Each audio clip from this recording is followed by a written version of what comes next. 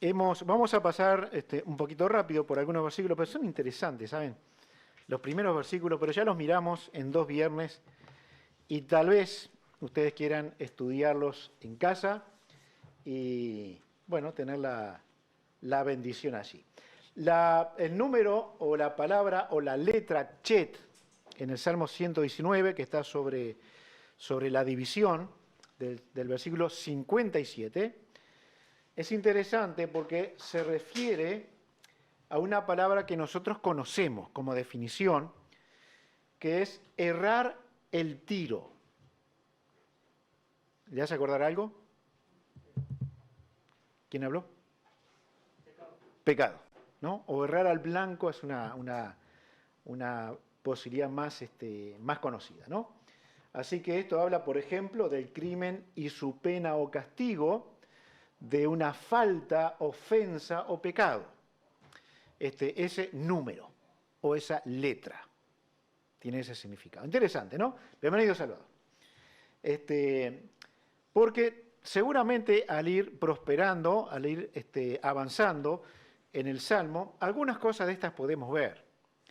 Y cuando Dios trata con faltas y pecados, seguramente el salmista lo encontró, lo trató y lo solucionó con una sola solución, que es la palabra de Dios. Vamos a leer el versículo 57 y pasamos rápido sobre, creo que por lo menos 4 versículos. Mi porción es Jehová, he dicho que guardaré tus palabras. Padre, bendícenos, danos la gracia de poder mirar a tu palabra y que ella sea el sustento, la motivación de nuestras almas para los cambios que tienen que surgir en nuestras vidas. Así que oramos que tú estés tratando, que tu gracia esté con nosotros, para que podamos ver la voz de Dios sobre nuestras almas. Oramos en el nombre del Señor Jesús. Amén. Muy bien. Al tener el significado de estas palabras, vamos derechito al significado de esa palabra porción, y es muy interesante, porque esta palabra porción significa herencia. Y está diciendo el salmista, mi herencia, mi posesión. Y en otra palabra que tal vez no es tan común que podamos usarla, podríamos decir,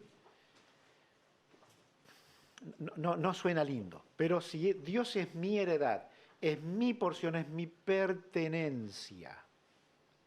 Dios me pertenece, ¿no? Y esto en sí mismo es algo que nosotros, como hijos de Dios, podemos decir, bueno, si tú eres mi pertenencia, me comprometo, tomo el compromiso delante de Dios de que guardaré tus palabras.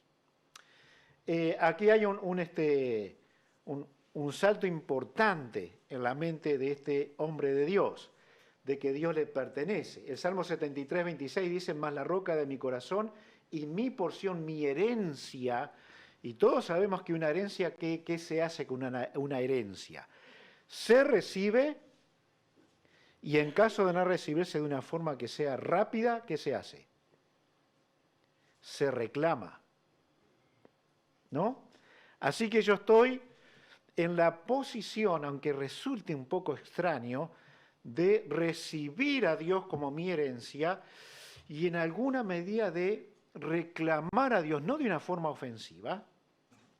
Tú eres mi porción, tú eres mi herencia. Así que muéstrate a mi vida, muéstrate como mi posesión.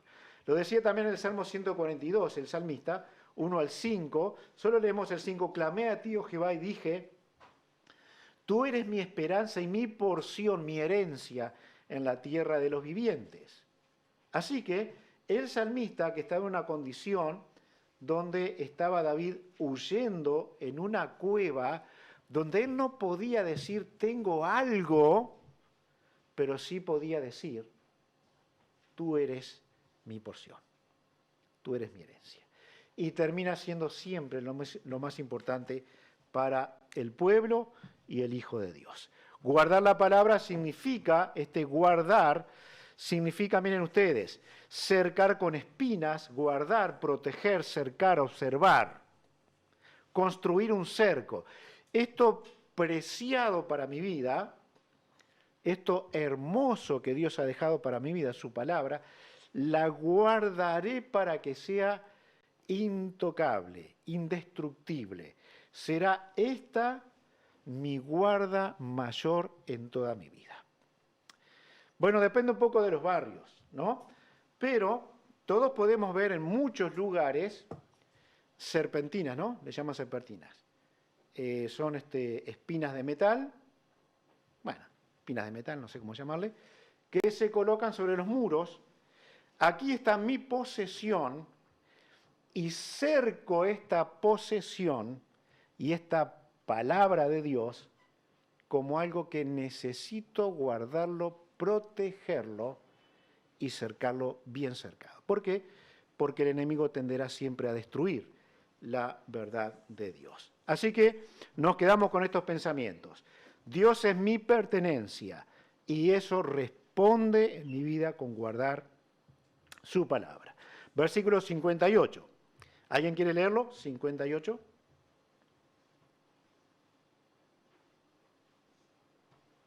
Tu presencia supliqué de todo corazón, ten misericordia de mí según tu palabra. Muy bien, el suplicar. Esta palabra significa ser frotado o desgastado. Y todos conocemos, si alguna vez hemos intentado suplicar de verdad, esto quiere decir que si hemos suplicado de verdad, Dios nos ha metido en una situación de la cual no podríamos de ninguna manera salir sin el favor de Dios. No hay forma. Estamos encerrados. Es la pared, el ratón y el gato. O es la pared, mi alma y una espada. No puedo salir por mí mismo. Así que, Señor, suplico a ti. Y Dios hace un frotar, el alma sufre eso, y significa, entre otras cosas, estar debilitado, enfermo, afligido. Y también, en una medida, y dependerá del contexto, es ese suplicante recibir una caricia de ánimo y de aliento. Pero ocurre en la vida del cristiano. Él suplica el favor de Dios. Y esto es la búsqueda del rostro de Dios. De hecho, en este contexto, esta palabra favor no es exactamente lo que tenemos como el favor no merecido, es la gracia. Esta palabra significa aparecer frente a frente, cara a cara. Cara a cara. Y para suplicar correctamente y buscar a Dios de verdad, vamos a tener que buscarle cara a cara. Encontrar verdaderamente el rostro de Dios. Es un esfuerzo suplicar a Dios por su favor, se hace en oración y lo que ese suplicante quiere de verdad es encontrarse con Dios. Mis etapas de joven, cuando parecía ser un poco más piadoso, la búsqueda de Dios era incesante. Y yo sabía que había cosas que yo no podía encontrar por mí mismo. Y una de las cosas que ocurría era que orando apretaba mis manos, ¿no? Porque no había forma, no había ni palabras, ni alguna expresión que pudiera el alma expresar exactamente lo que estaba pasando. Así que a veces Dios mismo dice, o los salmistas o la Escritura, calla delante de Jehová. Es un suplicar interno que Dios, gracias a Dios, lo conoce bien. Así que el salmista suplica a Dios y busca su misericordia, también lo dice el versículo. Que Dios favorezca, otorgue, tenga piedad o compasión de este salmista sufriente, cosa que nosotros mismos podemos y debemos hacer. Versículo 59, por favor, ¿quién lo puede leer?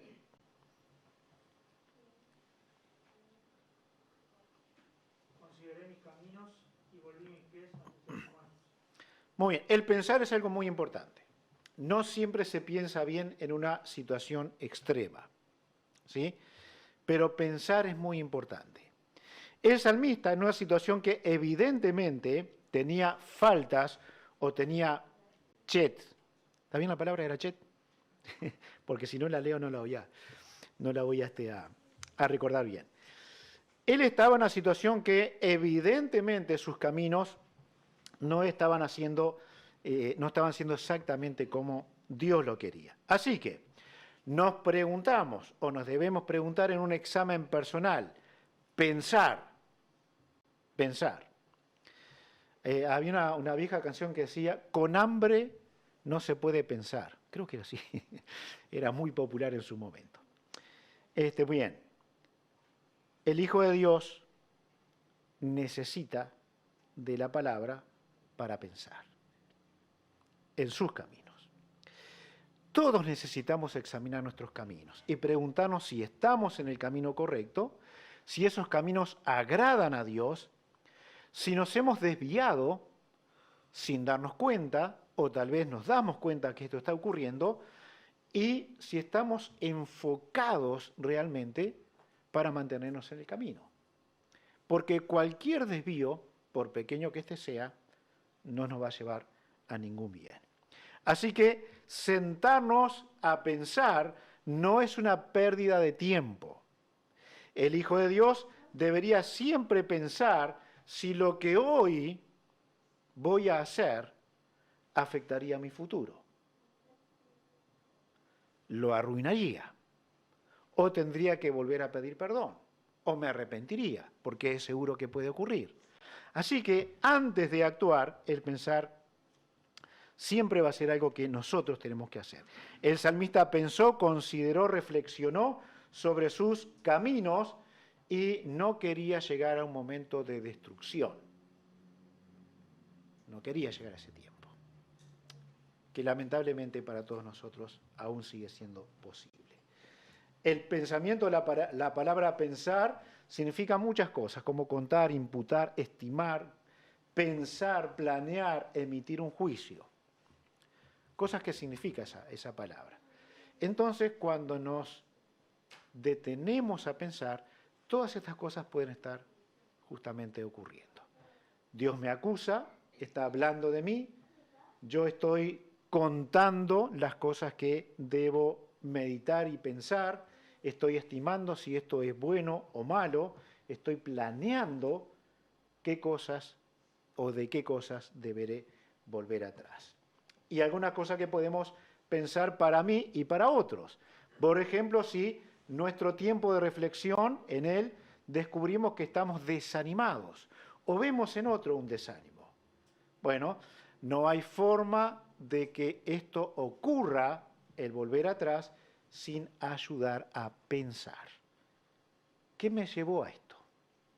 ¿Por qué estoy desanimado? ¿Cuál es la razón? Estoy confundido. Mis pensamientos van de un lado al otro. No sé exactamente cómo pensar acerca de esta cuestión. Bien, la necesidad de pensar y repensar y de ayudar a otros a hacerlo va a ser necesario. ¿Qué fue lo que nos llevó a esta confusión? Estamos por decidir. Pienso para mí cuál es la mejor decisión a tomar. Ayudo a otros a decidir y qué diversas opciones se podrían tomar en esa decisión. Alguien que ni está comenzando el desánimo, ni está confundido, ni decide algo, sino que ya está en la lona, ya está derrotado. La piña ya le llegó. Y aún así se puede pensar. Aún así. Así que podemos buscar respuestas, pensar en ellas y evaluar circunstancias de cómo actuar de aquí en adelante para que la necesidad de volver atrás se lleve adelante. A veces va a costar mucho trabajo, otras veces va a ser más sencillo, para nosotros y para otros, pero es algo que podemos hacer. Nosotros en este versículo 29 encontramos la segunda parte, que es justamente, pensé en mis caminos y decidí volver atrás. La palabra testimonios allí son hechos permanentes e inequívocos, son cosas que Dios las tiene fijas, permanentes, y que ellas tienen que empujar hacia un giro en nuestro andar. Justamente la palabra chet, que entre algunas cosas podía significar la acusación del pecado, es de lo que tenemos que volver. Porque de otras cosas no tenemos que volver. Pero del pecado siempre tenemos que volver. Siempre tenemos que hacer ese medio giro para volver atrás. Errar al blanco. La flecha iba hacia el lugar, pero no cayó en el lugar exacto. No dio en el centro. No obedecí correctamente. Erré al blanco. La conducta no fue buena. Y el salmista tenía la decisión de volver sus pies hacia la verdad permanente de Dios. Entonces, nosotros podemos, sin duda, a veces estos consejos pueden llegar a ser alguna norma clara o buena de conducta. Si fuera tú, yo haría esto o aquello, ¿no? Por mi experiencia y lo demás. Pero ¿qué dice la Escritura? Porque va a ser la Escritura la que va a hacer volver nuestros pies realmente de esa verdad. La palabra de Dios es el que equipa al siervo de Dios, pero a cada hijo de Dios para hacer y cumplir la tarea que debe cumplir. Ese girar sobre uno mismo, dar la vuelta, entonces examinamos cualquier área de nuestra vida, puede ser en el ministerio, puede ser en cualquier pequeño ministerio que usted tenga, puede ser en la vida familiar, puede ser como esposo o esposa. Todo examen va a venir muy bien para ver cuál es el paso del cual me tengo que volver. Y entonces la única forma será mirar sus testimonios para encontrar de sí me tengo que volver. Y aun cuando hay dudas, precisamos examinar muy bien. Versículo 60, por favor, si alguien lo puede leer. Me apresuré y no me retardé en guardar tus mandamientos. Muy bien. Aquí el salmista estaba apurado para que esto ocurriera. Evidentemente había una urgencia para que esto ocurriera. Era consciente plenamente de que él tenía un apuro para salir de este chet. No podía permanecer en él. Así que claramente el salmista toma una determinación sin retrasarse. Los que manejamos, algunos les encanta andar en el tránsito. Y en mi caso, por ejemplo, del centro, antes me encantaba, pero ya no. Si puedo evitarlo, lo voy a evitar. Hay una urgencia de salir de ese tránsito para mí, ¿no? Bien, como hijos de Dios, hay cosas que son más urgentes que otras y la situación pecaminosa hace que esto ocurra. Entonces, casos que podríamos seguramente en nuestras vidas y en la vida de otro profundizar, investigar, tratar de conocer, esto requiere en algunos de los casos la emergencia, la urgencia de volverse de esos pasos.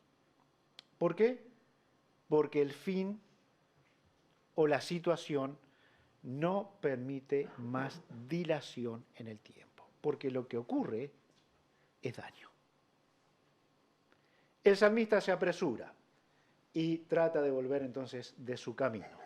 Dice la Biblia, y esto es claro, y para nosotros las cosas más claras que entendemos necesitan ser las cosas más urgentes. ¿Conocen este mandamiento? Maridos, amad a vuestras esposas. ¿Lo conocen? Es claro. Acá no hay ninguna frase oscura o medias tintas que Dios esté diciendo. Es claro. Apresurarse a amar a sus esposas. Dice que las esposas deben respetar a sus maridos. Está en el mismo contexto. No hay nada oscuro en esto. no hay grises, es muy claro, así que hay que obedecerlo. No abandones la congregación, es un mandamiento de Dios. Resuelve el problema hoy, es un mandamiento claro de Dios. Deja la amargura, la tristeza que está angustiando tu alma. Puedes hacerlo. ¿Por qué? Porque son mandamientos claros. Dice que tenemos que tratarnos unos a otros de diferentes maneras que hemos estado estudiando y eso es claro. Tenemos que hacerlo.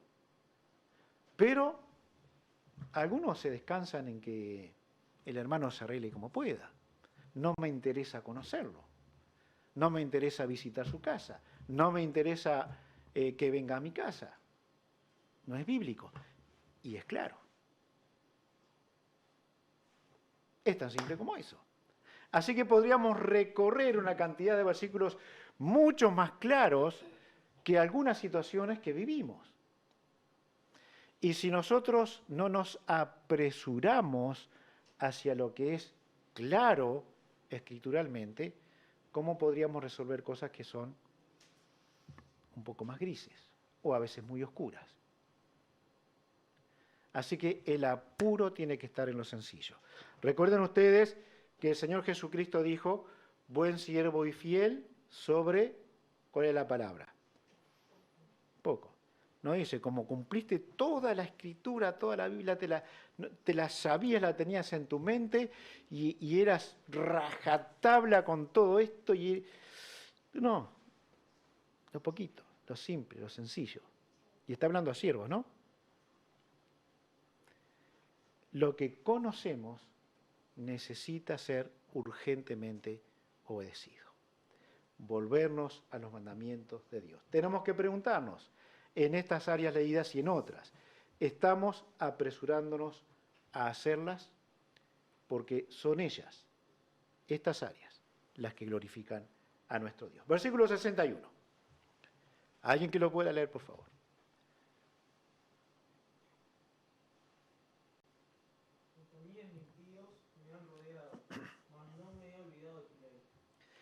Compañías de impíos. Bueno, él estaba en apuros, está en dilema. Ahora está en una situación que parece más difícil. Y él comparte la reacción que tuvo acerca de las cosas que está viviendo. La palabra compañías también puede ser traducida bandas, ¿no? O lo más aplicable para las bandas es banda de delincuentes, ¿no? O banda de pajaritos. Pero también significa una cuerda, una línea, algo torcido, una trampa. Y se usa en un sentido figurado por la naturaleza esclavizante del pecado. Estas compañías son las compañías que son capaces de esclavizarnos. Hay un dicho, dice, dime con quién andas. Sí, si les digo la mitad de un versículo, capaz que no lo dice. Bueno, y esto es lógico. Es lógico. Si yo estoy con compañías a propósito de incrédulos, yo voy a ser uno con ellos. Y más tarde o más temprano me voy a comportar como uno de ellos. Porque ellos ejercen presión de tal manera que eso va a ocurrir. Para eso están. El impío o el malvado es alguien moralmente incorrecto, malo, pecaminoso, impío, sin ley, vicioso, culpable, sujeto a castigo, pecador, opresor y aún apóstata. Todas estas son posibles traducciones de estos impíos, ¿no? Evidentemente malas compañías. Y si recordamos aquel salmo que comienza diciendo, bienaventurado el varón que no anduvo en camino, ni estuvo con ellos, ni se sentó. Hay una progresión en ese hombre que se critica, porque entró de a poquito, hasta que terminó sentado siendo como uno de ellos, ¿no? Ese es feliz el que no anduvo en esta conducta, pero es infeliz el que hace lo contrario. El malvado siempre va a querer el mal del Hijo de Dios. No podríamos ni deberíamos estar en tal compañerismo con incrédulos que al final seamos uno de ellos. La palabra rodeado significa, creo que hay unas allí, duplicar, repetir, decir una y otra vez, testificar, dar testimonio contra alguien. Así que estos malvados nos rodearán para tener acusaciones permanentes, constantes. Siempre serás alguien que no debería estar en este lugar. Y ahí está la necesidad en algunas personas, creo que Maico habló un poquito de eso ayer, necesidad de ser aceptados en un grupo, ¿no? Hermanos, aquí no necesitamos ser aceptados. Acá tenemos que ser aceptados. Tenemos la obligación de ser aceptados. ¿Entendemos esto? La iglesia no se mueve como el mundo, no debería. La iglesia va hacia su hermano, va hacia él. El mundo va hacia el creyente para dañarlo, para lastimarlo. El creyente va hacia su hermano porque ama a su hermano, porque quiere el bien de su hermano, porque quiere el bien de la iglesia. Esa es la razón. El mundo necesita ser aceptado. El creyente no. El creyente que tiene la necesidad de ser aceptado, hermanos, debe encontrar en alguien la aceptación, naturalmente. Ningún cristiano debería estar rogando, por favor, aceptame, que es antibíblico, es pecado. Así que vamos hacia el hermano, vamos hacia el Hijo de Dios. Ahora, no te sientes a esperar que la gente te acepte. Cada uno de nosotros tenemos la responsabilidad de ir hacia los demás. Así se debe mover la iglesia. El salmista tenía ciertos problemas y probablemente entre ellos era que ese grupo de personas le aceptara, le recibiera. Ahora bien, para eso, él estaba en un camino que no era correcto. Así que cuando recapacita, piensa, él dice, mas no me he olvidado de tu ley. ¿Por qué? Porque la ley de Dios, la palabra de Dios, nos prohíbe identificarnos de una manera pecaminosa con el impío. No nos permite. No tenemos el permiso de Dios. ¿Recuerdan ustedes cuando a Jesús se le acusaba de varias cosas y a Juan el Bautista? ¿No? Vino Juan el Bautista y ustedes decían tal cosa y tal cosa. Vengo yo, dice que soy un comilón y un borracho. ¿No? ¿Sí? Ahora, lo que sí sabemos del Señor Jesucristo, que aunque la gente dijera lo que dijera de Él, no era verdad. No era verdad. Él no estaba mezclado para identificarse con el pecado. Él estaba en ese lugar para sacar a las prostitutas de ese lugar, para sacar al fariseo de esa condición, para sacar al pecador de la condición en que estaba. Para eso se mezclaba entre la gente, pero no para ser uno de ellos, sino que por el contrario él mostraba santidad. Él, a propósito, no se olvidaba de los mandamientos de Dios, de la ley de Dios. Los recordaba, había tomado la decisión de ponerlos en su mente para evitar el pecado. ¿Con qué limpiará el joven su camino? Esa es la forma.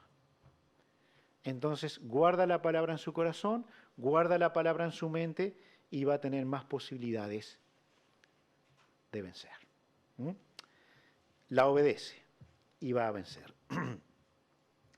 Una cosa es que el mundo te ataque por ser hijo de Dios y otra cosa es sentarte con ellos como un igual. Eso no está bien. Eso no está bien. El pueblo de Dios tiene que diferenciarse de lo que hace el mundo. Primero los Corintios 15:33 dice, no erréis las malas conversaciones o las malas costumbres, las malas conversaciones o conductas corrompen las buenas costumbres. Así que el Hijo de Dios que se mezcla entre los incrédulos, en realidad lo que está haciendo es subestimando el poder del pecado. Y es probable que todos nosotros nos hemos encontrado alguna vez con el pensamiento, igual que el incrédulo, de tanto compartir con él. Los creyentes que van a universidades, unos cuantos aquí creo que o intentan ir a universidades, ellos se encuentran con un problema muy serio, que necesitan estar firmes en la palabra para no ser convencidos. Es puro humanismo. Es pura psicología humana. Es pura doctrina de izquierda, por ejemplo. ¿No? Y básicamente, para el cristiano eso es basura. Todo es basura. Ahora, tienen que estar ahí porque hay otras cosas que necesitan escuchar, ¿no? Así que están no sé qué tiempo, pero ¿cuántas horas? ¿Cuántas horas? Los que estudian en la universidad o estudian, no sé, 5 o 6 horas capaz estudiando, ¿no? Expuestos a eso. Y necesitan estar preparados con la palabra para poder rechazar toda esa doctrina que en estos lugares se enseña, ¿no? Así que seamos muy cuidadosos. Así que el salmista tenía el deseo ferviente de que aquello que era de Dios, aquello que era realmente de Él, no le quitara de una sana vida como hijo de Dios. Versículo 62.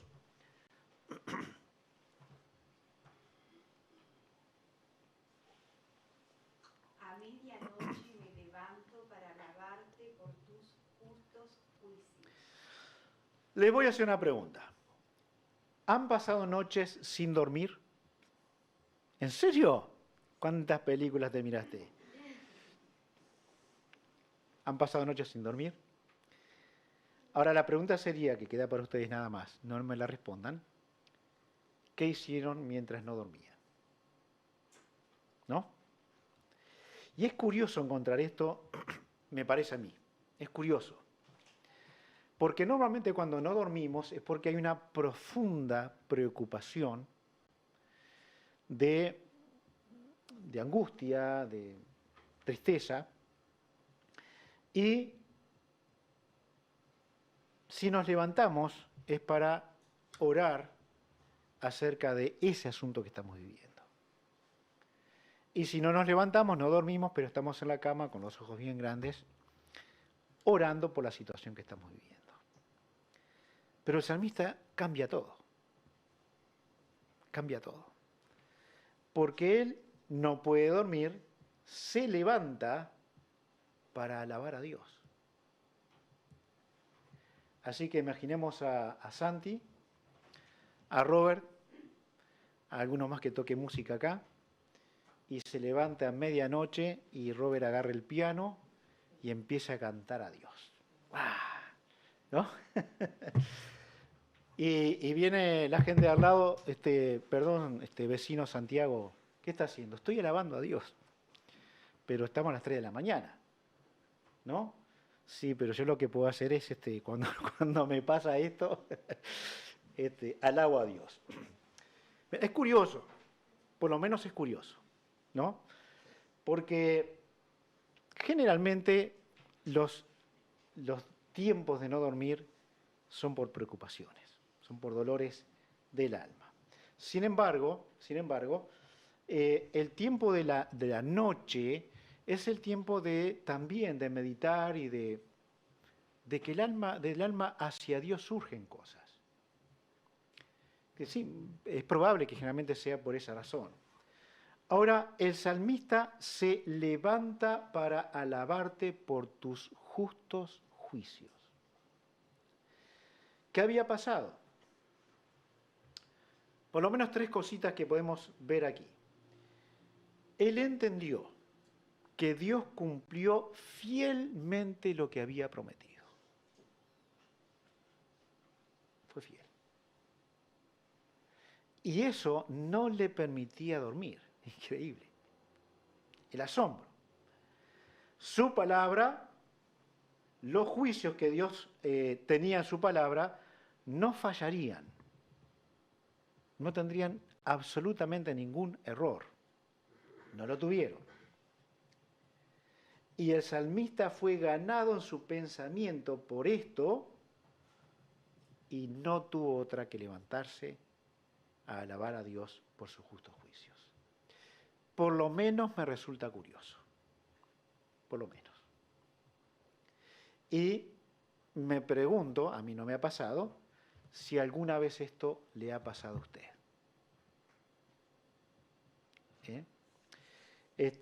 Así que, capaz que en ese tiempo donde podamos mezclar tiempos difíciles y tiempos de la justicia de Dios, tiempo que Dios ha cumplido su palabra, en vez de contar ovejas para dormirnos, podemos decir, bueno, voy a aprovechar, capaz que podemos cocinarnos una ovejita de esa que pasó, y voy a alabar a mi Dios, porque sus juicios son realmente justos.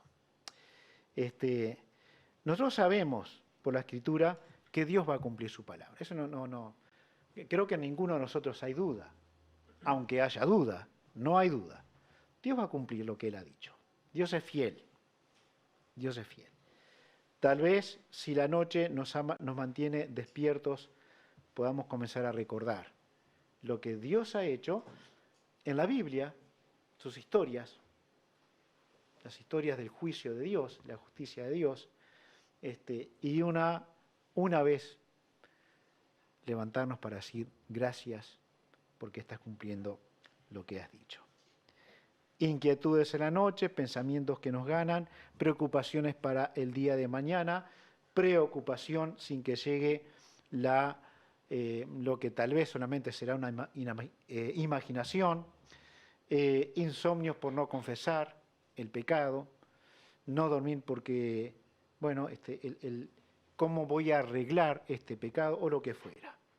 Habrá en alguno de esos días en que nos gane la alabanza a Dios porque Él realmente cumplió sus juicios. Versículo 63. ¿Alguien que lo lea, por favor? Compañero soy yo de todos los que te temen y guardan tus mandamientos. Aquí es diferente, muy diferente al versículo que hemos mirado, el 61, creo. Él dice, yo soy compañero. Había una determinación en él de la elección de sus compañías. ¿Ustedes alguna vez escucharon, a veces los incrédulos son mejores compañeros que los creyentes? ¿Escucharon eso alguna vez? Eso es lamentable, lamentable. Que un cristiano diga por experiencia que un incrédulo ha sido mejor amigo que un creyente es la miseria espiritual. Pero ¿saben qué ocurre? Ocurre hasta que ese incrédulo falla miserablemente, porque eso es lo que va a pasar. Un incrédulo no es un amigo. Un argentino sí es un amigo. Pero un incrédulo, hermanos queridos, no es un amigo. Y todos sabemos, entre los cristianos nosotros elegimos los amigos. Usted tiene sus amigos y yo no tengo por qué ser su amigo. Somos buenos compañeros. Podemos confiarnos ciertas cosas, podemos ayudarnos en todo lo que podamos, pero lo cierto es que los cristianos hemos elegido nuestro pequeño círculo de amistad, de confianza. Solamente eso, no es pecado, no está mal. Jesús lo tenía, ¿no? Tenía esos 3 discípulos que muchas veces andaban con él. Ahora bien, ¿qué mejor es tener esos amigos o compañeros que guardan los mandamientos de Dios con temor? Eso es lo mejor. La palabra compañero, tan desprestigiada en nuestro tiempo, es uno asociado, alguien con quien estoy unido, y también puede significar un amigo de creencias. Creemos lo mismo. Tenemos una base de fe que nos une, que nos liga. ¿No? Bueno, eso tienen que ser nuestros amigos. Eso tienen que ser nuestros compañeros. Y aunque esto quiera decir discriminación, aunque quiera decirlo, no importa. Mis amigos están dentro del pueblo de Dios, no están afuera. Y si un incrédulo quiere ofrecerme su amistad, mira, te vas a llevar un chasco conmigo. No voy a poder ser tu amigo. Yo te voy a fallar. Y simplemente te voy a fallar porque quiero ser fiel a Dios. Así que soy compañero de aquellos que temen a Dios. Ese temor o miedo, que puede ser traducido también, más bien se refiere a la reverencia. Es también, o puede expresarse en piedad o adoración formal. Un piadoso es alguien que muestra a Cristo en su vida, que su vida ha ido llevando transformaciones, cambios, que trata de imitar al Señor Jesucristo. Pablo lo expresa de muchas maneras. Por ejemplo, él decía, ya no vivo yo, mas Cristo vive en mí. Así que él vivía la vida de Jesús. Imaginemos entonces a Jesús pecando o fallando. Esto no iba a ocurrir. Aunque en Pablo sí ocurría, no era, por supuesto, perfecto. Él quería juntarse, unirse a estos piadosos temerosos, porque ellos guardaban los mandamientos de Dios. Ellos mantenían, guardaban, protegían, ponían una espiral de espinas en torno a esos mandamientos que están reservados para el pueblo de Dios. ¿Estás tú comprometido con algo, con alguien, Dios y su palabra, y eliges amigos cercanos que tengan el mismo compromiso? ¿Haces esto? Si alguien te dice que es un amigo cercano a ti, entonces tú verás en él respeto y honra a Dios y obediencia a Dios. Eso será un buen amigo. Seguramente cuando nos hemos convertido, especialmente para ese momento, enseguida hacemos unión con alguien, ¿no? En mi tiempo de joven teníamos un grupito de amigos cristianos. Y de verdad les digo, hermanos, eso se extraña. Nuestras charlas tenían que ver con la palabra de Dios. Y éramos gurises, teníamos 17 años, tal vez menos. Éramos 4, 5, 6. Salíamos juntos en bandas, no a robar bancos, en bandas para ir juntos nada más. Y teníamos una medida de amistad muy linda. ¿Saben cuál era una de las cosas que hacíamos? Íbamos los unos a las casas de los otros. Y a veces nos quedábamos para el otro día. Y teníamos conversaciones hasta las 2, las 3 de la mañana. Cuando íbamos a mi casa, la casa de mi madre, allí al lado donde vive Julia, el baño es grande. Así que para no molestar, nos encerrábamos en el baño y nuestras charlas eran en el baño. Imaginen ustedes 5 o 6 personas metidas en el baño charlando. Mis compañeros eran los que temían a Jehová. Así que tenemos que preguntarnos, ¿quiénes son nuestras compañías? ¿Quiénes son? ¿Cuáles son los temas que tenemos con esas compañías? ¿Dónde nos encontramos? Miren, cualquier lugar es propicio para encontrarse con amigos. Un baño es propicio. Y hablar de cosas del Señor y y pensar en el futuro cercano. Eran charlas largas. Bueno, en ese tiempo Julia no dormía. Pero eran tiempos lindos. Eran tiempos lindos. Busquen eso. Busquen eso. Búsquenlo acá dentro de este grupo. ¿Por qué no? ¿Hay alguien que tenga un baño grande?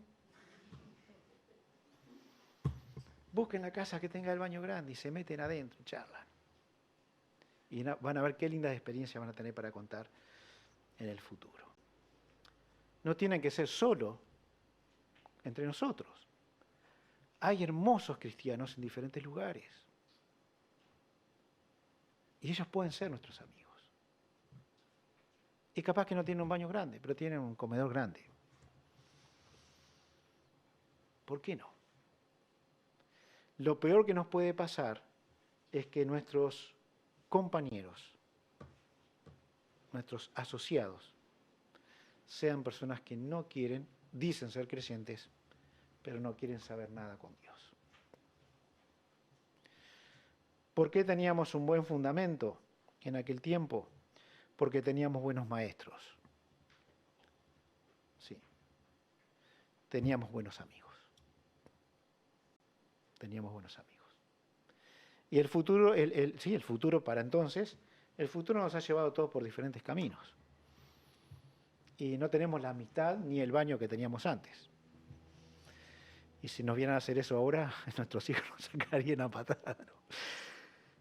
Pero si nos encontramos hoy, seguramente nos vamos a dar un gran abrazo. Entonces, ¿cuáles son nuestros amigos? ¿Cuáles son? ¿Los hemos elegido bien? ¿Los mantenemos? Que Dios nos ayude a que esto sí ocurra. Versículo 64, y creo que es el último, ¿no? Vamos, si alguien puede leerlo. De tu misericordia, oh Jehová, está llena la tierra. Enséñame tus estatutos. Ahí está. Bien, permítame decirles un poquito de lo anterior, perdón. A veces encontramos que las personas necesitan más que charlar algo. Más que charlar algo. Necesitan que nos sentemos con ellos y que les digamos, mira, la Biblia dice que esto está mal y esto tenés que cambiarlo. Y no va a llevar ni un día, ni una semana, ni un mes. Puede llevar mucho tiempo. ¿Y saben cuál es una de las razones? Es que no hay un buen compañerismo. Esa es la razón. Porque si hay un buen compañerismo, yo puedo decirle a la persona, pero estás pensando mal. ¿Y saben qué puede pasar? Cortar lo que después puede ser peor. Y seguiré hablando con la persona. Al conocer la dificultad, puedo seguir hablando con la persona. Eso se llama consejería informal.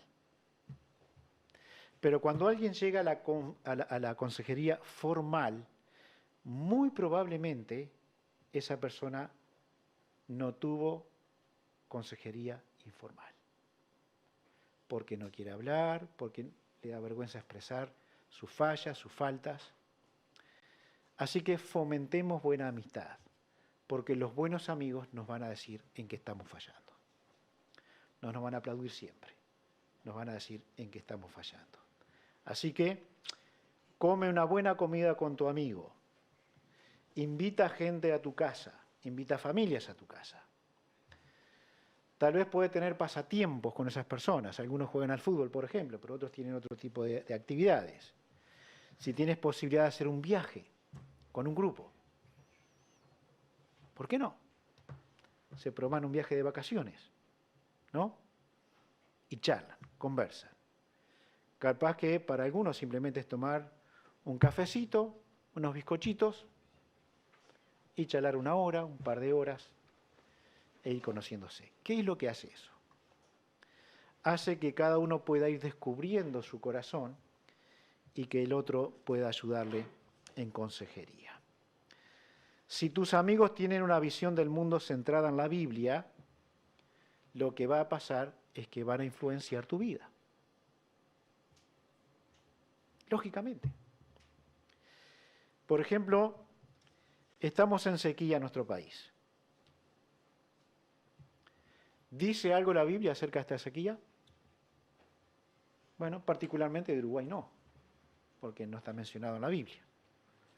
Pero la Biblia habla de tiempos en que hay sequía, cómo el Hijo de Dios podría aún alabar a Dios en tiempo de sequía, cómo podría buscar soluciones para eso. Así que cualquier asunto que pase tiene que ver con Dios. Tiene que ver con Dios. Las personas que conocen a Úrsula, si Úrsula viviera 200 años y todos pudiéramos charlar un rato con ella, tuviéramos la posibilidad, ella te estaría hablando de cualquier asunto, cualquiera. Pero va a terminar siempre en el Dios de la Biblia. Siempre. Siempre, siempre. ¿Por qué? Porque ve a Dios en cualquier situación. Entonces, tómate un café con alguien. Invita hermanos, hermanas, familias a tu casa. Charla de las cosas de Dios. Incentiva el corazón del otro, con que es el Dios de la sequía, no es un problema eso. Nos moriremos de sed, pero es el Dios de la Biblia. Dios no va a cambiar porque haya sequía. Y si Dios permite lluvia, honraremos, glorificaremos a Dios por la lluvia. Y si Dios nos inunda, honraremos y glorificaremos al Dios de la inundación. Ahora, si nosotros tenemos una perspectiva de las cosas que nos pasan sin Dios, es eso lo que nos va a influenciar. Así que busca amigos piadosos, comparte con ellos tiempo para que tu mente cambie, seguramente en algún aspecto lo va a hacer. De tu misericordia, Jehová, está llena la tierra, enséñame tus estatutos. ¿Ha experimentado usted la misericordia de Dios? ¿Sabe lo que es la misericordia de Dios? ¿Sabe que usted merece lo que está viviendo? Lo malo que está viviendo, sabe que lo merece porque el pecado hace eso. ¿Sabe usted que si hay sequía, los cristianos la viven? Pero si Dios permite lluvia, el incrédulo también se beneficia. Así que dice el salmista, la tierra está llena de tu misericordia. Pero no llueve, no importa. La tierra está llena de la misericordia de Dios. Él hace llover sobre justos e injustos. Tenemos que ver la creación y la línea de vida como lo ve Cristo, como lo ve Dios. Él llega a un mundo donde la enfermedad era muy normal, muy común, como en nuestro tiempo, solo que había mucho menos posibilidades de ser sanados de esas enfermedades. Así que Él vino a traer misericordia. Y Él podía decir, la tierra está llena de tu misericordia. Pero cuando un hombre se para delante del templo y hay otro hombre al lado, y uno de ellos dice, sé propicio a mi pecador, la Biblia nos enseña que Dios está lleno de misericordia para ese pecador. Pero si llovía, también iba a llover sobre ese religioso que no creía que precisaba el perdón. La tierra está llena de su misericordia.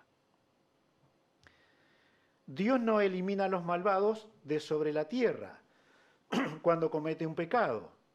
Eso es misericordia. Dios nos permitió venir en esta mañana. Pero la realidad es esta. Esta mañana todos éramos merecedores de ser fulminados por Dios. pero Dios tiene misericordia. Y el salmista la reconoce en toda la tierra. Tenemos que aprender a ver la mano bondadosa y misericordiosa de Dios a nuestro alrededor todos los días, todas las horas. ¿Y saben qué? Si esta es nuestra confianza, rara vez un cristiano se va a deprimir. Rara vez. Si el cristiano ve en todo lugar, a toda hora, la misericordia de Dios. No habrá queja en nosotros hacia lo que Dios hace y tenemos que preguntarnos si somos habitualmente conscientes de la persona y la obra de Dios. Entonces, ¿cómo encaja en mi vida esta primera parte? De tu misericordia, oh Jehová, está llena la tierra. Es tremendo, es tremendo. Pero probablemente comenzó la mañana con una queja o con algo que amargó una parte de nuestra vida. Enséñame, dice el salmista, quiero aprender, quiero estudiar, quiero estar acostumbrado a quién eres tú, el Dios de la Escritura. Quiero entender a Dios. La infinita misericordia de Dios hacia nosotros debería motivarnos a aprender y a aprender la verdad de Dios. ¿Dónde encontramos la verdad de Dios? En la Biblia. Así que el salmista dice, enséñame, pero enséñame tus estatutos, tu palabra. Allí quiero verte, allí quiero encontrarte. Y si estoy empapado de la Escritura, creyéndola de todo corazón, lo que voy a terminar viendo es la misericordia de Dios en toda situación, la cual no merezco, pero la tengo. Gracias a Dios.